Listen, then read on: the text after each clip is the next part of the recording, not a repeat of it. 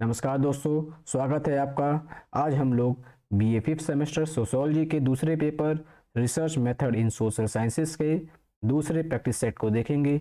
यह video BA fifth semester sociology के साथ UGC net PhD entrance assistant professor exam के लिए भी महत्वपूर्ण है, इसलिए आप लोग चैनल को जरूर से सब्सक्राइब और शेयर करें, जिससे वीडियो अपलोड करते ही आपको मिल सके। तो देखते हैं, पहला प्रश्न क्या है। वैज्ञानिक पद्धति या साइंटिफिक मेथड का सबसे महत्वपूर्ण पहलू क्या है? What is the most important aspect of scientific method? आपके ऑप्शन है ए प्रॉब्लम, बी उपकला या हाइपोथेसिस, सी निष्कर्ष या कंक्लूजन और डी विश्लेषण या एनालिसिस। इसका सही उत्तर है आपका बी, आपका हाइपोथेसिस या उपकल्पना जो है आपका साइंटिफिक मेथड, रिसर्च के साइंटिफिक मेथड में सबसे महत्वपूर्ण पहलू या पॉइंट है। दूसरा प्रश्न देखते हैं।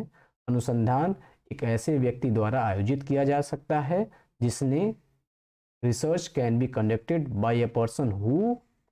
आपके ऑप्शन है ए अनुसंधान कार्यविधि का अध्ययन किया है, research methodology has been studies.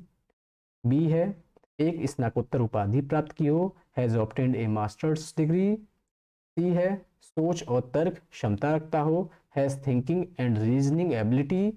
D है एक परिश्रमी कार्यकर्ता है, ए हार्ड वर्कर। इसका सही उत्तर है आपका सी, सोच और तर्क क्षमता रखता है, has thinking and reasoning ability. Research वही व्यक्ति कर सकता है जिसके पास सोचने की, तर्क करने की क्षमता हो। ऐसा इसके लिए जरूरी नहीं है कि वो रिसर्च मेथोडोलॉजी वो पढ़ाई ही हो, जरूरी नहीं है, या उसके पास मास्टर्स डिग्री हो या कोई हार्ड वर्कर हो, ये जरूरी नहीं है। बल्कि सबसे जरूरी जो है थिंक वो है कि आपका सोच और तर्क करने की क्षमता, थिंकिंग एंड रीजनिंग एबिलिटी जिसके पास होती है, वही व्यक्ति एक अच्छा रिसर्चर बन सकता है। तीसरा प्रश्न देखते हैं। वैज्ञानिक पद्धति या साइंटिफिक मेथड में शामिल है। Research method, scientific method includes, मतलब साइंटिफिक मेथड में क्या क्या इंक्लूड होता है? आपके ऑप्शन है ए पुराने ज्ञान का सत्यापन करने के लिए, to verifying old knowledge. B है नए ज्ञान की खोज करने के लिए, for discovering new knowledge. C है आपका ज्ञान के बीच के अंतराल को पूरा करने के लिए, to fill a gap of knowledge. और डी है उपरोक्त सभी, ऑल ऑफ द एबव। तो देखा जाए साइंटिफिक मेथड में ये सभी चीजें, ये तीनों शामिल होते हैं, तो इसलिए इसका सही उत्तर है उपरोक्त सभी। जैसे हम साइंटिफिक मेथड या रिसर्च के थ्रू पुराने ज्ञान का एक सत्यापन करते हैं, वेरीफाई करते हैं, जो पुराने नॉलेज हो गए हैं उनको रीवेरीफाई करते हैं। ऐसे ही है नए ज्ञान की खोज के लिए, नए नॉलेज को, न्यू नॉलेज को डिस्कवर करने के लिए भी, पुराने नॉलेज को क्या करने के लिए, वेरीफाई करने के लिए या नए नॉलेज को डिस्कवर करने के लिए। ये आपके ज्ञान के बीच के अंतर को पूरा करने के लिए, to fill gap of knowledge, जो हमारे जो हम जानते हैं या जो नहीं जानते हैं उनके बीच में जो के अंतर को गैप ऑफ नॉलेज कहा जाता है। इसी गैप ऑफ नॉलेज को फिल करने के लिए भी उपयोग किया जाता है। तो इस तरह हम देखेंगे तो ये तीनों आंसर इसके सही हैं, इसलिए डी ऑप्शन उपरोक्त सभी इसका सही उत्तर है। अगला प्रश्न देखते हैं हम लोग। वैज्ञानिक पद्धति जिसमें ज्ञात तथ्यों के विशिष्ट अवलोकन और विश्लेषण से अंतिम निष्कर्ष और सामान्यीकरण निकाले जाते हैं। Scientific method in which final conclusion and generalization are drawn from specific observation and analysis is known fact. वैज्ञानिक पद्धति जिसके माध्यम से हम लोग ज्ञात तथ्यों के विशिष्ट अवलोकन या विश्लेषण और अंतिम निष्कर्ष पहुंचते हैं, उसे कौन सा मेथड कहेंगे? साइंटिफिक मेथड कहेंगे। ए है निगमनात्मक विधि या डिडक्टिव मेथड। बी है आपका आगमनात्मक विधि या इंडक्टिव मेथड। सी है अन्वेषणात्मक विधि या एक्सप्लोरेटरी मेथड। और डी है रचनात्मक विधि या क्रिएटिव मेथड। तो इसका सही उत्तर है आपका आगमनात्मक विधि या इंडक्टिव मेथड, बी इसका सही आंसर है। पांचवा प्रश्न देखते हैं। लुंडबर्ग ने वैज्ञानिक पद्धति के कितने चरणों का उल्लेख किया? How many stages of scientific method has Lundberg mentioned? आपके ऑप्शन है ए 4 या 4, बी 5 या 5, सी 6 या 6, डी 3 या 3। इसका सही उत्तर है आपका 3, ए 4 या 4 इसका सही आंसर होगा। लुंडबर्ग ने 4 पद्धतियों को या वैज्ञानिक पद्धति के 4 चरणों को इन्होंने बताया था। अगला है पीवी यंग ने वैज्ञानिक पद्धति के कितने चरणों का उल्लेख किया है? How many stages of scientific method have been mentioned by PV Young? आपके ऑप्शन है 6, A 6, B 4, C 10 and D 12। तो इसका सही उत्तर है आपका ए 6। पीवी यंग ने वैज्ञानिक पद्धति या साइंटिफिक मेथड के 6 चरणों के बारे में उल्लेख किया है। अगला प्रश्न देखते हैं, वैज्ञानिक पद्धति की विशेषता नहीं है। अब इसमें से बताना है कि scientific method is not characterized by, इसमें से कौन सा साइंटिफिक मेथड की विशेषता नहीं है? आपके ऑप्शन है ए भविष्यवाणी करने की क्षमता, एबिलिटी टू प्रिडिक्ट, बी पुनर्परीक्षा असंभव या एक्सपेरिमेंटेशन इम्पॉसिबल, सी कार्य कारण संबंध कॉज एंड इफेक्ट रिलेशन, और डी है आपके वर्गीकरण या क्लासिफिकेशन।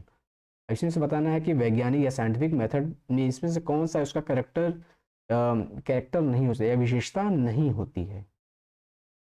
इसका सही उत्तर है आपका बी पुनर्परीक्षण असंभव, री एक्सपेरिमेंटेशन इम्पॉसिबल। जबकि साइंटिफिक मेथड का पॉसिबल है, उसको री एग्जामिनेशन करना उसको पॉसिबल है।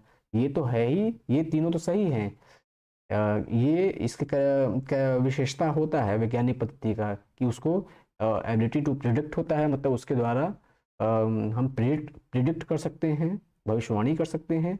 कॉज एंड इफेक्ट रिलेशनशिप को स्टेबलाइज किया जाता है, साथ में क्लासिफिकेशन भी किया जाता है। ये तीनों तो सही है, ये आंसर ये गलत है और इसमें नहीं पूछा गया है, तो इसलिए बी इसका सही उत्तर होगा। अगला प्रश्न देखते हैं, परीक्षणात्मक शोध कितने प्रकार के होते हैं? How many types of experimental research are there? इसके ऑप्शन है आपके ए 1, बी 3, सी 2, डी 4। तो इसका सही उत्तर है आपका बी 3 प्रकार के होते हैं एक्सपेरिमेंटल रिसर्च। अगला प्रश्न देखते हैं, 9वां प्रश्न है, जब किसी घटना की खोज वैज्ञानिकता बनाए रख कर की जाए तो उसे कहेंगे? When any phenomena is discovered while maintaining scientific principles it will be called a विशुद्ध शोध या प्योर रिसर्च, बी क्रियात्मक शोध या एक्शन रिसर्च, सी वर्णनात्मक शोध या डिस्क्रिप्टिव रिसर्च, और डी परीक्षणात्मक शोध या एक्सपेरिमेंटल रिसर्च। तो इसका सही उत्तर है आपका ए, इसका ए होना चाहिए।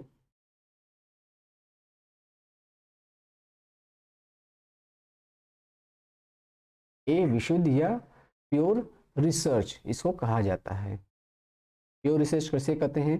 प्योर रिसर्च को फंडामेंटल या बेसिक रिसर्च भी कहा जाता है, क्योंकि इसका मुख्य जो उद्देश्य होता है नए प्रिंसिपल या नए मेथडोलॉजी को या नए प्रिंसिपल्स को, नए थ्योरी को डेवलप करना होता है।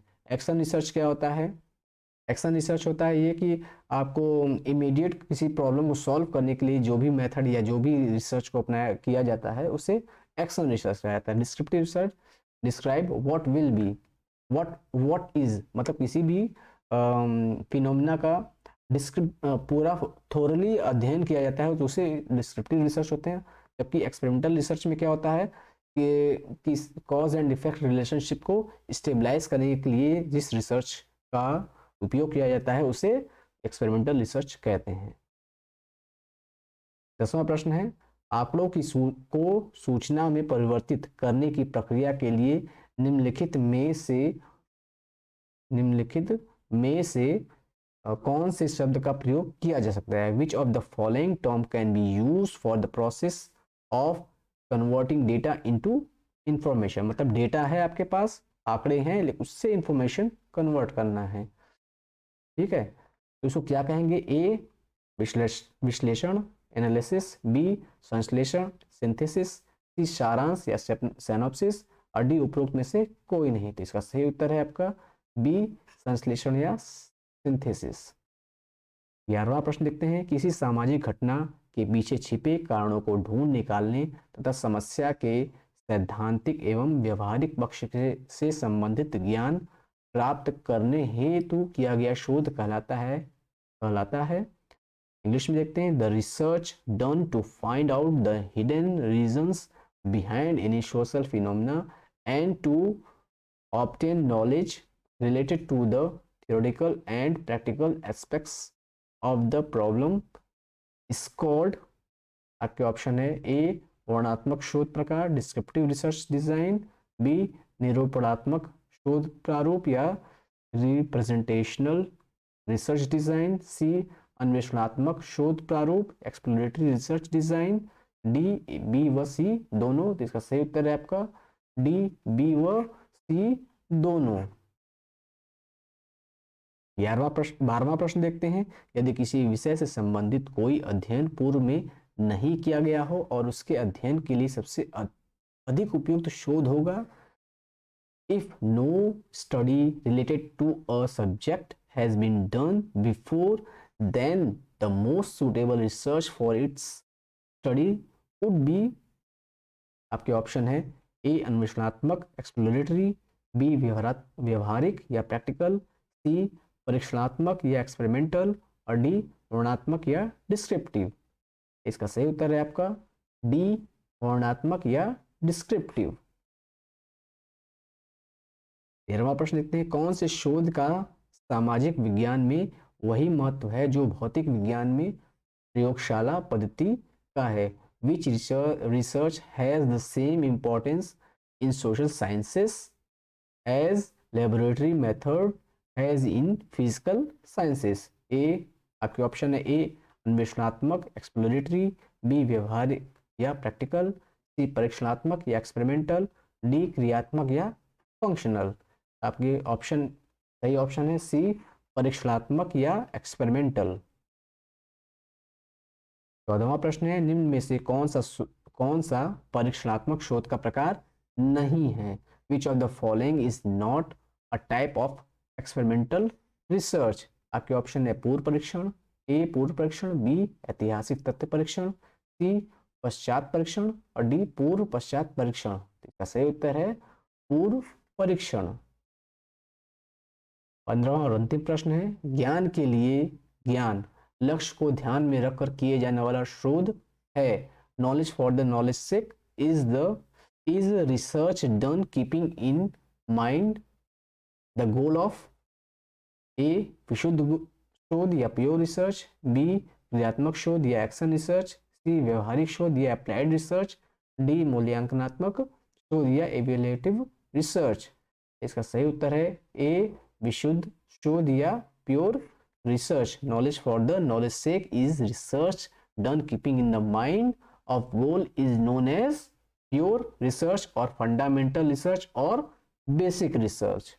इस प्रकार हम लोग ने आज research method in social sciences के दूसरे प्रैक्टिस सेट को देखा। यह केवल फिर से बता दे रहे हैं कि आपको यह केवल बीए 5th सेमेस्टर सोशियोलॉजी के लिए ही नहीं, बल्कि जहाँ भी रिसर्च जिस विषय को जिसको भी रिसर्च सब्जेक्ट पढ़ना है, जिसके लिए भी, जैसे असिस्टेंट प्रोफेसर के लिए, चाहे नेट एग्जाम के लिए, चाहे आपका पीएचडी के लिए, इस सभी जगहों पे आपका ये प्रश्न आपके उपयोगी हैं।